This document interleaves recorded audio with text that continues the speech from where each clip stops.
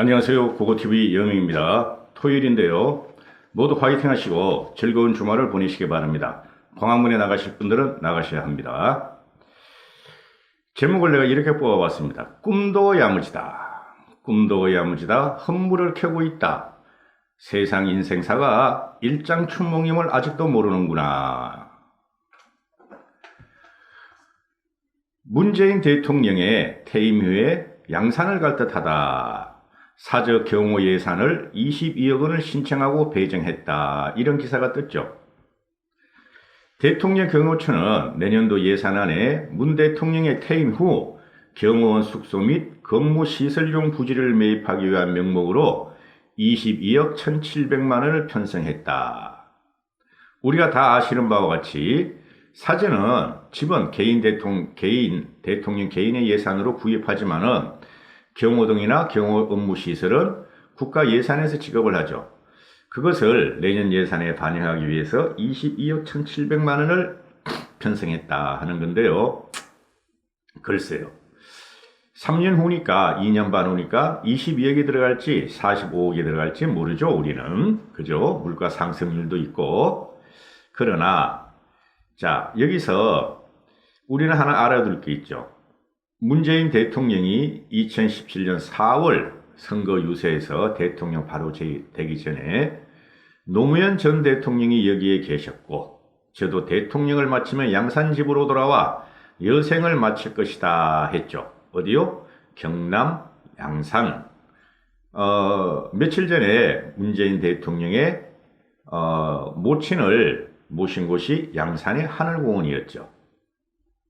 그래서 노영민 대통령 비서실장이 국정감사, 비서실 국정감사에서 예산이 편성된 것은 맞다. 매 정부마다 3년 차점 경호시설 준비를 위해서 예산을 편성하는 통상적인 절차를 진행한다.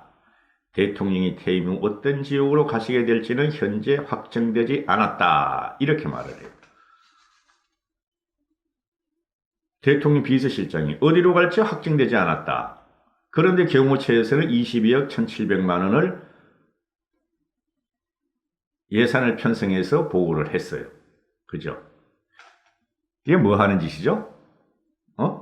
그러면은 이 경호처는 물어봤을 거 아닙니까? 어디다가. 대통령님, 퇴임 후에 어디 가실 겁니까? 그 양산으로 가겠다 했겠죠.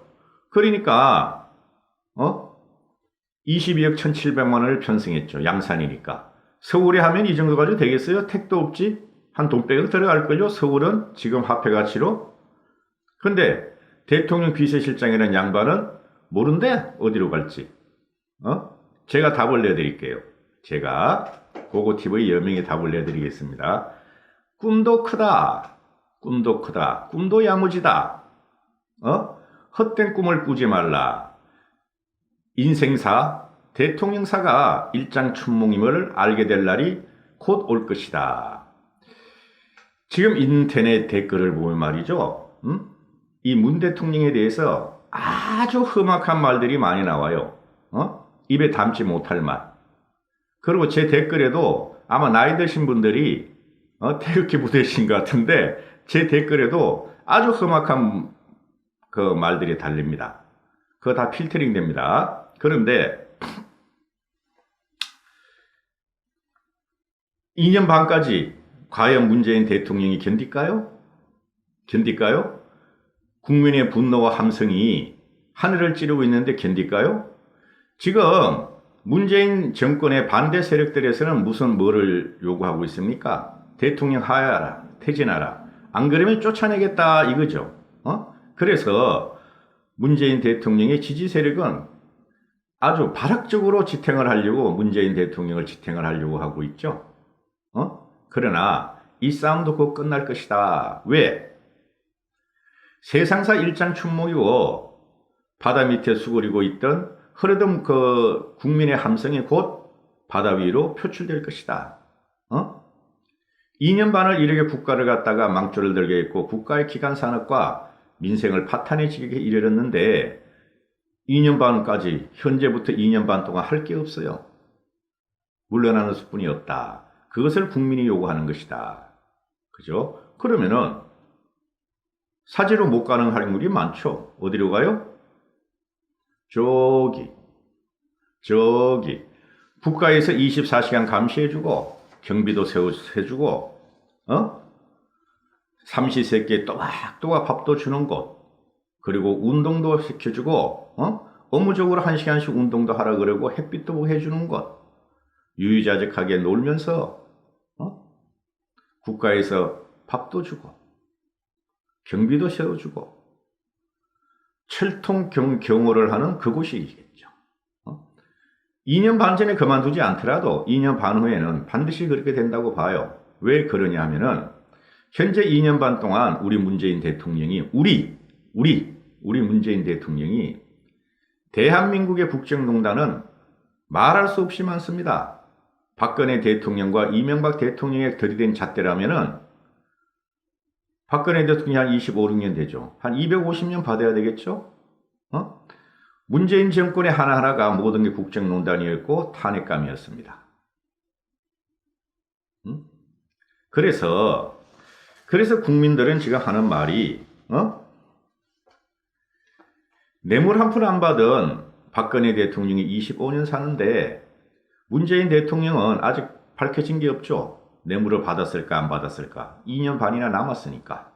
그러나 뇌물을 고사하고 국리의 간시법에 의하면은 문재인 대통령은 지금 벌써 엄청난 뇌물을 받았을 것이고 국리의 간신법으로 증거가 없는 것, 그 다음에 국정농단과 인사참사와 인사간섭은 이루 말할 수가 없죠.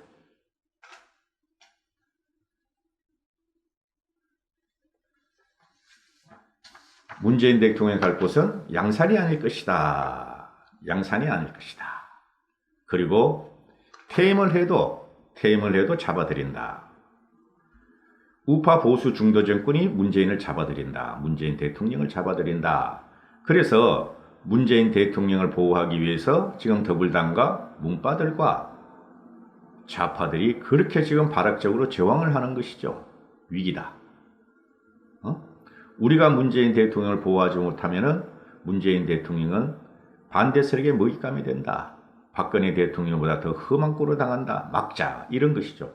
그러나 일반적인 상식과 양심과 정의까지 갈 필요 없어요. 상식과 양식과 대한민국 가치를 추구하는 대한민국 국민은 문재인 대통령 칼을 그냥 놔두지 않을 것이다. 퇴임 전이든 퇴임 후든 이렇습니다.